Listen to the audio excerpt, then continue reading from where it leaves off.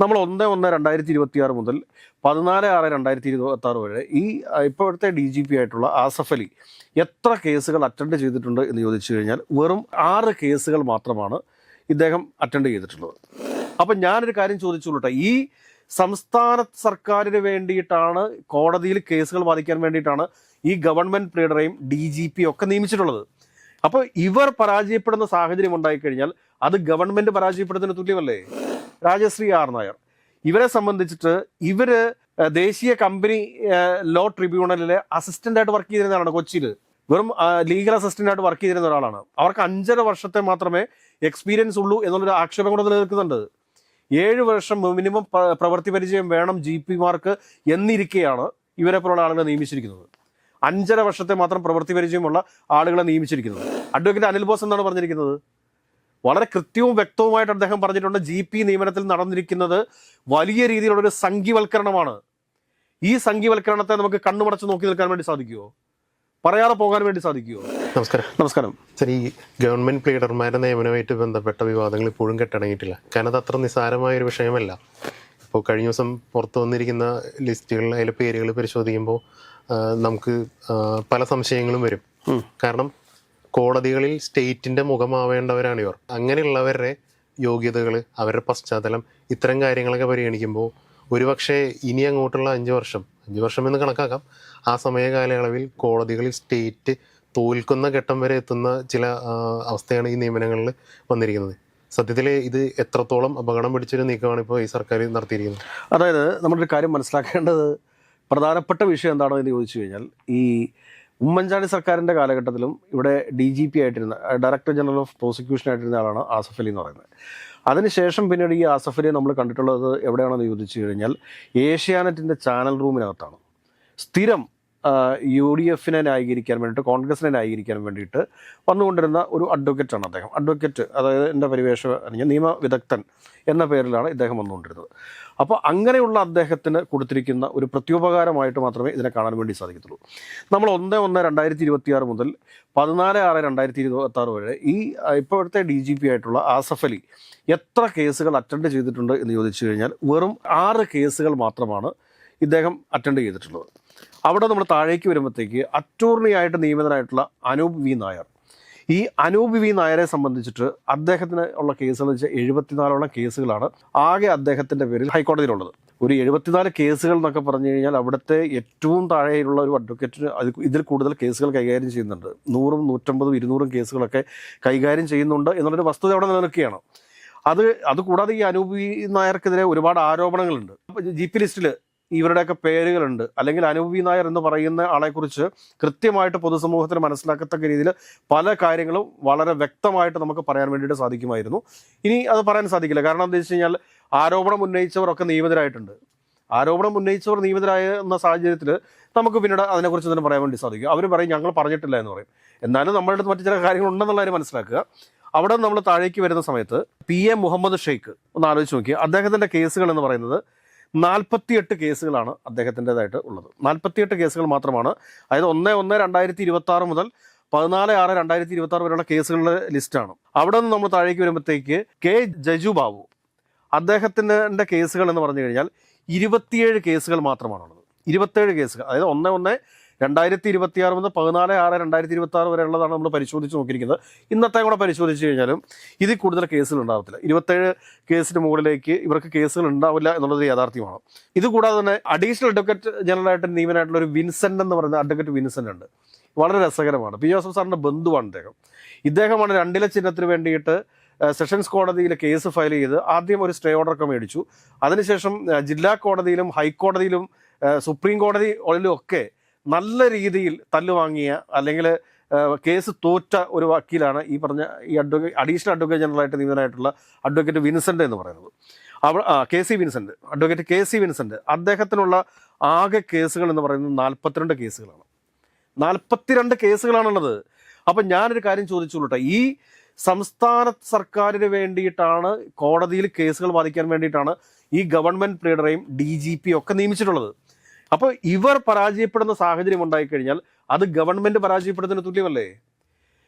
ഈ കോൺഗ്രസിൻ്റെ തന്നെ ലോയേഴ്സ് സംഘടന ILC എന്ന് പറയുന്ന അവർ ഉന്നയിക്കുന്ന പ്രധാനപ്പെട്ട ആരോപണം എന്താണ് എന്ന് ചോദിച്ചു കഴിഞ്ഞാൽ ഈ നിയമിതരായിട്ടുള്ള പല GP-മാരും ക്വാളിഫൈഡ് അല്ല എന്നാണ് പറയുന്നത്. ഇതിനകത്ത് പ്രധാനപ്പെട്ട ഒരു കാര്യം കൂടി നമ്മൾ എടുത്തു പരിശോധിക്കേണ്ട ഒരു വിഷയം എന്താണ് എന്ന് ചോദിച്ചു കഴിഞ്ഞാൽ ഇതിനകത്ത് നിയമിതയായിട്ടുള്ള ഒരു രാജശ്രീ ആർ നായർ ഇവരെ സംബന്ധിച്ചിട്ട് ഇവര് ദേശീയ കമ്പനി ലോ ട്രിബ്യൂണലിലെ അസിസ്റ്റന്റ് ആയിട്ട് വർക്ക് ചെയ്തിരുന്നതാണ്. കൊച്ചിയിൽ വെറും ലീഗൽ അസിസ്റ്റന്റ് ആയിട്ട് വർക്ക് ചെയ്തിരുന്ന ഒരാളാണ്. അവർക്ക് 5.5 വർഷത്തെ മാത്രമേ എക്സ്പീരിയൻസ് ഉള്ളൂ എന്നുള്ളൊരു ആക്ഷേപം കൂടെ നിലനിൽക്കുന്നുണ്ട്. 7 വർഷം മിനിമം പ്രവൃത്തി പരിചയം വേണം GP-മാർക്ക് എന്നിരിക്കെയാണ് ഇവരെ പോലുള്ള ആളുകളെ നിയമിച്ചിരിക്കുന്നത്. 5.5 വർഷത്തെ മാത്രം പ്രവൃത്തി പരിചയമുള്ള ആളുകളെ നിയമിച്ചിരിക്കുന്നത്. അതുകൂടാണ് നമ്മൾ ഇന്നലത്തെ ചർച്ചയിൽ പറഞ്ഞതാണ്, അമൽ ദർശൻ എന്ന് പറയുന്ന BJP ലോ അസോസിയേഷന്റെ നേതാവിനെ GP ലിസ്റ്റിലേക്ക് പരിഗണിച്ചുകൊണ്ടിരിക്കുകയാണ്. എന്തൊക്കെയാണ് ഈ നാട്ടിൽ നടക്കുന്നത്? നിസ്സാരവൽക്കരിച്ച് നമുക്ക് കളയാൻ സാധിക്കില്ല. ഇതിപ്പോ മംഗലാപുരം യാത്രയെക്കുറിച്ച് ചോദിക്കുന്ന സമയത്ത് അതെന്റെ പേഴ്സണൽ കാര്യം എന്ന് പറയുന്ന പോലെ അല്ലിത്. സംസ്ഥാന സർക്കാരിന്റെ വിവിധ വകുപ്പുകൾക്ക് വേണ്ടിയിട്ട് ഹൈക്കോടതിയിൽ വാദിക്കേണ്ടതാണ്. എതിർപക്ഷത്ത് വരുന്നത് വലിയ വമ്പൻ വക്കീലന്മാരാണ്. ഈ വക്കീലന്മാരുടെ അടുക്കൽ പിടിച്ചു നിൽക്കാൻ സാധിക്കുന്ന, അല്ലെങ്കിൽ കൈവിറയ്ക്കാതെ യെസ് യുവർ ഓണർ എന്ന് പറയാൻ ശേഷിയുള്ള ആളുകളെ വേണ്ട വെക്കാനായിട്ട്. പലപ്പോഴും കേന്ദ്രമായിട്ടും ഏറ്റുമുട്ടേണ്ടി വരും. തീർച്ചയായിട്ടും GST വിഷയത്തിൽ ഏറ്റുമുട്ടേണ്ടി വരും, VC-മാരുടെ പ്രശ്നത്തിൽ ഏറ്റുമുട്ടേണ്ടി വരും. ഇപ്പോൾ സെനറ്റ് മെമ്പർമാരെ നിയമിച്ചൊക്കെ നമ്മൾ കണ്ടേക്കുന്നതാണ്. ഒരു സംഘീവൽക്കരണമാണ്, അല്ലെങ്കിൽ സംഘപരിവാർ അജണ്ട കേരളത്തിന് മേൽ അടിച്ചേൽപ്പിക്കത്തക്ക രീതിയിലാണ് ഇപ്പോൾ കാര്യങ്ങൾ മുമ്പോട്ട് പോയിക്കൊണ്ടിരിക്കുന്നത്. GP-മാരുടെ നിയമനത്തിൽ പോലും മുൻ ഗവൺമെന്റ് പ്ലീഡർ, അതായത് സെൻട്രൽ ഗവൺമെന്റിന്റെ പ്ലീഡർമാരുടെ നിയമനം ഒരു ചിത്ര എന്നും പറഞ്ഞുകൊണ്ട് ഒരു അഡ്വക്കേറ്റിനെ നിയമിച്ചിരിക്കുന്നു. ഇതൊക്കെ ആരാണ് നിയമിക്കുന്നത്? ഇതൊക്കെ കാണുമ്പോൾ നമുക്ക് സ്വാഭാവികമായിട്ടും ഒരു രോഷം ഉണ്ടായി വരത്തില്ലേ? അത് കാരണം എന്താണ് എന്ന് ചോദിച്ചു കഴിഞ്ഞാൽ നമ്മുടെ സംസ്ഥാനത്തെ സംരക്ഷിച്ചു നിർത്തേണ്ട ആളുകൾ തന്നെ കഴിവുകെട്ട വക്കീലന്മാരെ കൊണ്ടുവന്ന് GP-മാരാക്കി നിയമിച്ചു കഴിഞ്ഞാൽ എന്താ ഇവിടെ ഉണ്ടാവുക? പലതും ഉദ്ദിഷ്ട കാര്യത്തിന് ഉപകാരസ്മരണ. തീർച്ചയായിട്ടും ഉദ്ദിഷ്ട കാര്യത്തിനൊന്നുമല്ല. 5 ലക്ഷത്തിനോ 10 ലക്ഷത്തിനോ 15 ലക്ഷത്തിനോ വേണ്ടിയിട്ട് സംസ്ഥാനത്തെ ഒറ്റുകൊടുക്കുന്നതിന് തുല്യമല്ലേ ഇത്? എന്ത് വൃത്തികേടാണിത്? ഇതിനെ നമുക്ക് ന്യായീകരിക്കാൻ സാധിക്കുമോ? ആസഫ് അലി എന്ന് പറയുന്ന ഒരാളല്ല, അദ്ദേഹം ഡയറക്ടർ ജനറൽ ഓഫ് പ്രോസിക്യൂഷനാണ്, ഉന്നത പദവിയാണത്. അതൊക്കെ അംഗീകരിക്കുന്നു. അദ്ദേഹം മാത്രമേ ഈ കോൺഗ്രസ് പാർട്ടിക്കകത്ത് നിന്ന് ആ ഒരു സ്ഥാനത്തിരിക്കാനായിട്ടുള്ളൂ. ഒരു പ്രാവശ്യം UDF സർക്കാരിൽ ആ പദവിയുടെ മുഴുവൻ അധികാരങ്ങളും കൃത്യമായിട്ട് ഉപയോഗപ്പെടുത്തിയ ഒരാളല്ല അദ്ദേഹം. അപ്പോൾ അദ്ദേഹത്തെ സംബന്ധിച്ചിടത്തോളം അദ്ദേഹം UDF-ന് വേണ്ടിയിട്ട് അല്ലെങ്കിൽ കോൺഗ്രസിന് വേണ്ടിയിട്ട് ഏഷ്യാനെറ്റിന്റെ ചാനൽ മുറിയിൽ ഇരുന്ന് സംസാരിച്ചു, അല്ലെങ്കിൽ മാതൃഭൂമിയുടെയും മനോരമയുടെയും ചാനൽ റൂമിൽ പോയിരുന്ന് സംസാരിച്ചു. അതാണ് അദ്ദേഹത്തിന്റെ ഇപ്പോഴത്തെ യോഗ്യത, ഈ അപ്പോയിന്റ്മെന്റിന്റെ യോഗ്യത. എത്രയോ നല്ല കഴിവുള്ള ചെറുപ്പക്കാർ ഈ കോൺഗ്രസ് പാർട്ടിക്കകത്ത് തന്നെ ഉണ്ട്. നമ്മൾ അവരുടെ ആരുടെയും പേരെടുത്ത് പറയുന്നില്ല. പേരെടുത്ത് പറഞ്ഞു കഴിഞ്ഞാൽ അപ്പോൾ തന്നെ സംഭവിക്കാൻ പോകുന്നതെന്ന് വെച്ചാൽ അവർ പറഞ്ഞിട്ടാണ് നമ്മൾ ഈ വീഡിയോ ചെയ്യുന്നത് പറയും. നമ്മളെ സംബന്ധിച്ച് നമ്മൾ കൃത്യമായിട്ട് ഇതിനെക്കുറിച്ചൊരു പഠനം നടത്തി GP നിയമനത്തിൽ ചില പ്രശ്നങ്ങൾ ഉണ്ടാവാൻ സാധ്യതയുണ്ട്. അതിനകത്ത് സാമ്പത്തിക ഇടപാടുകൾ നടന്നിട്ടുണ്ട്. അത് മുഖ്യമന്ത്രിയുടെ ഒക്കെ പേരൊക്കെ വലിച്ചഴിച്ചിട്ടാണ് ആ സാമ്പത്തിക ഇടപാടുകൾ നടന്നിട്ടുള്ളത് എന്നുള്ളത് വളരെ കൃത്യവും വ്യക്തവുമായിട്ട് നമുക്കറിയാവുന്ന കാര്യമാണ്. മുഖ്യധാര മാധ്യമങ്ങൾക്ക് ഇത് റിപ്പോർട്ട് ചെയ്യാനായിട്ട് ചില പ്രശ്നങ്ങളുണ്ടാവും, പരിമിതികളുണ്ടാവും. പക്ഷെ അറിഞ്ഞിരിക്കുന്ന കാര്യം നമുക്ക് പുറത്തു പറയാതിരിക്കാൻ സാധിക്കുമോ? സംസ്ഥാനത്തെ ഏത് വിധേനയാണ് പരാജയപ്പെടുത്താൻ വേണ്ടിയിട്ട് അല്ലെങ്കിൽ താഴേക്ക് കൊണ്ടുവരാൻ വേണ്ടിയിട്ട് പരിശ്രമിക്കുന്ന ഉത്തമ ഉദാഹരണമാണ്. അതായത് PA ജോസഫിന്റെ പാർട്ടിയുടെ ചിഹ്നം 2 വേണ്ടിയിട്ട് കോടതിയിൽ പരാജയപ്പെട്ടു പോയ ആളെയാണ് അഡീഷണൽ അഡ്വക്കേറ്റ് ജനറൽ ആയിട്ട് കൊണ്ട് നിയമിച്ചു വെച്ചിരിക്കുന്നത്.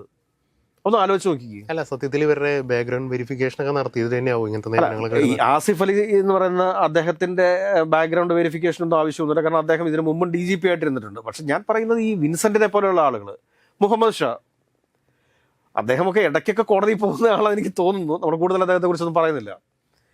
പക്ഷെ ബാക്കിയുള്ള നിയമനങ്ങൾ എന്താണെന്നേ? മുഹമ്മദ് ഷാ മുസ്ലിം ലീഗിന്റെ ഏറ്റവും സമുന്നതനായിട്ടുള്ള നേതാവാണ്, ജില്ലയിലെ പ്രധാനപ്പെട്ട നേതാവാണ്. എനിക്കൊന്ന് അദ്ദേഹത്തെ കഴിഞ്ഞ പ്രാവശ്യം കളമശ്ശേരിയിലേക്ക് പരിഗണിച്ചിരുന്നതാണ്. അതല്ല, കൊച്ചിയും കളമശ്ശേരിയും തമ്മിൽ വെച്ചുമാറുകയാണെങ്കിൽ കൊച്ചിയിൽ മത്സരിക്കാനിരുന്ന ആളാണ് ഈ മുഹമ്മദ് ഷാ എന്ന് പറയുന്ന ആൾ. അപ്പോൾ അദ്ദേഹത്തിന് രാഷ്ട്രീയമുണ്ട്. ആ അപ്പോയിൻമെന്റ് പൊളിറ്റിക്കലാണ്, അത് കൃത്യമായിട്ട് നടന്നിട്ടുണ്ട്. അദ്ദേഹത്തിന് കഴിവില്ല എന്ന് ഞാൻ പറഞ്ഞാൽ അത്യാവശ്യം നല്ല കഴിവുള്ള ഒരു കക്ഷിയാണ് മുഹമ്മദ് ഷാ എന്ന് പറയുന്നത്. പക്ഷേ ഇപ്പുറത്ത് നിൽക്കുന്ന KE വിൻസെന്റ് എന്ന് പറയുന്ന ആളുടെ കപ്പാസിറ്റി എന്താണെന്നേ? കേരള കോൺഗ്രസ് ജോസഫ് ഗ്രൂപ്പിന്റെ നോമിനി ആയിട്ട് വന്നു, അത്രമാത്രമേ ഉള്ളൂ. അതേസമയം ബാക്കി GP-മാരിൽ എത്ര പേർ കോൺഗ്രസ്സുകാർ, എത്ര പേർ ഒറിജിനൽ കോൺഗ്രസ്സുകാർ? കാരണം ഇന്നലെ ജിൻഡോയുടെ ഒക്കെ ഫേസ്ബുക്ക് പോസ്റ്റ് വന്നില്ലേ, അനിൽ ബോസിന്റെ ഒരു ഫേസ്ബുക്ക് പോസ്റ്റ് വന്നില്ല, അഡ്വക്കേറ്റ് അനിൽ ബോസ് എന്താണ് പറഞ്ഞിരിക്കുന്നത്? വളരെ കൃത്യവും വ്യക്തവുമായിട്ട് അദ്ദേഹം പറഞ്ഞിട്ടുണ്ട്, GP നിയമനത്തിൽ നടന്നിരിക്കുന്നത് വലിയ രീതിയിലുള്ളൊരു സംഘീവൽക്കരണമാണ്. ഈ സംഘീവൽക്കരണത്തെ നമുക്ക് കണ്ണുമടച്ച് നോക്കി നിൽക്കാൻ വേണ്ടി സാധിക്കുമോ? പറയാതെ പോകാൻ വേണ്ടി സാധിക്കുമോ? ഈ പ്രഗത്ഭരല്ലാത്ത അഡ്വക്കേറ്റുമാരെ നിയമിച്ചു കഴിഞ്ഞാൽ ഇനിയിപ്പോൾ ഇവരുടെ സർട്ടിഫിക്കറ്റുകളും കൂടെ എടുത്ത് പരിശോധിക്കേണ്ടതുണ്ട്. ഇവരുടെ സർട്ടിഫിക്കറ്റുകളും കൂടെ എടുത്ത് പരിശോധിക്കുകയാണെങ്കിൽ മിക്കവാറും ഇവരുടെ സർട്ടിഫിക്കറ്റുകളൊക്കെ ബാംഗ്ലൂരിൽ നിന്ന് അച്ചടിച്ചിറക്കി വിടുന്ന സർട്ടിഫിക്കറ്റുകളുണ്ട്. അതിനെക്കുറിച്ച് എല്ലാവർക്കും കൃത്യമായ ധാരണയുണ്ട്. 1-1.5 ലക്ഷം രൂപ കൊടുത്തു കഴിഞ്ഞാൽ നമ്മളെ വേണമെങ്കിൽ എൻറോൾ ചെയ്യിപ്പിച്ചു തരും. അതേ രീതിയിലുള്ള LLBകളുണ്ട്. ഇനി ആ LLBകളാണോ ഇവരുടെയൊക്കെ കൈവശം ഉള്ളതെന്ന് കൂടി പരിശോധിക്കപ്പെടേണ്ടതുണ്ട്. സംസ്ഥാനത്തെ മൊത്തത്തിൽ വിൽക്കുന്ന രീതിയിലേക്ക് എല്ലാ കാര്യങ്ങൾ പോകുന്നത്. ഇപ്പോൾ നിയമമന്ത്രി കൂടിയായ മുഖ്യമന്ത്രിയല്ലേ പ്രതിസ്ഥാനത്ത് നിൽക്കുന്ന ശരിക്കും? അത് ഇത് മുഖ്യമന്ത്രിയുടെ അറിവല്ല എന്നൊന്നും പറയാൻ സാധിക്കില്ല. ഇത് മുഖ്യമന്ത്രിയുടെ അറിവോടുകൂടിയല്ല എന്ന് പറയാൻ പറ്റത്തില്ല. കഴിഞ്ഞ ദിവസം KP പ്രദീപിന്റെ നിയമനം ഉൾപ്പെടെയുള്ള കാര്യത്തിൽ ഈ ഒരു വിഷയത്തിൽ നിന്ന് മുഖ്യമന്ത്രിക്ക് ഒരു തരത്തിലും ഒഴിഞ്ഞു മാറാൻ സാധിക്കില്ല. കൃത്യമായിട്ട് ഇതിനകത്ത് മുഖ്യമന്ത്രിക്ക് റോളുണ്ട്. മുഖ്യമന്ത്രി അറിയാതെ ഈ ഒരു നിയമനവും നടക്കില്ല. ഈ പറഞ്ഞ പോലെ GPമാരുടെ നിയമനത്തിലൊക്കെ ആഭ്യന്തര വകുപ്പിന്റെ PCCയോ മറ്റു കാര്യങ്ങളോ ഒക്കെ നടത്തിയിട്ടുണ്ടോ എന്നുള്ളതിന് എന്താണ് ആർക്കറിയാം? കാരണം കോൺഗ്രസ് പാർട്ടിക്ക് പുറത്തു നിന്ന് ഒരാൾക്ക് അല്ലെങ്കിൽ സംഘപരിവാർ ബന്ധമുള്ള ഒരാൾക്ക് GP ലിസ്റ്റിൽ വരാൻ സാധിക്കും എന്നുണ്ടെങ്കിൽ നമ്മളൊന്ന് ആലോചിച്ച് നോക്കുക. അവരുടെ PCC ഒക്കെ എത്ര ഈസി ആയിട്ട് അവർ ക്ലിയർ ചെയ്തെടുക്കും? എത്ര ഈസി ആയിട്ട്. ഈ അനൂപ് V. നായർ എന്നൊക്കെ പറയുന്ന ആൾക്കെതിരെ വളരെ ഗുരുതരമായിട്ടുള്ള ആരോപണങ്ങളാണ് ഉയർന്നു വന്നുകൊണ്ടിരിക്കുന്നത്. വളരെ ഗുരുതരമായിട്ടുള്ള ആരോപണങ്ങൾ. നാളുകളിൽ കേരളത്തിന് സംഭവിക്കാൻ പോകുന്നത് എന്താണ് എന്ന് ചോദിച്ചു കഴിഞ്ഞാൽ ഗവൺമെന്റിന്റെയും അതോടൊപ്പം തന്നെ ഗവൺമെന്റിന്റെ വിവിധ വകുപ്പുകളുടെയും പല കേസുകളും ഹൈക്കോടതിയിൽ പരാജയപ്പെടുന്ന സാഹചര്യം ഉണ്ടാവും. ഈ സർക്കാരിനെ കോടതിയിൽ മാത്രമല്ല മാധ്യമങ്ങൾ എടുത്തിട്ട് പൊതുസമൂഹത്തിന് മുമ്പിൽ അലക്കുന്ന കാഴ്ച നമുക്ക് കാണേണ്ടി വരും. അങ്ങനെ ഒരു കാഴ്ച കാണാൻ താല്പര്യമില്ലാത്തത് കൊണ്ടാണ് നമ്മൾ പറയുന്നത് ഈ നിയമനങ്ങൾ പുനഃപരിശോധിച്ചു പോകേണ്ടതുണ്ട്. അല്ലാത്ത പക്ഷം വലിയ രീതിയിലുള്ള വിമർശനങ്ങൾ വരും ദിവസങ്ങളിൽ സർക്കാരിന് ഏറ്റുവാങ്ങേണ്ടി വരും.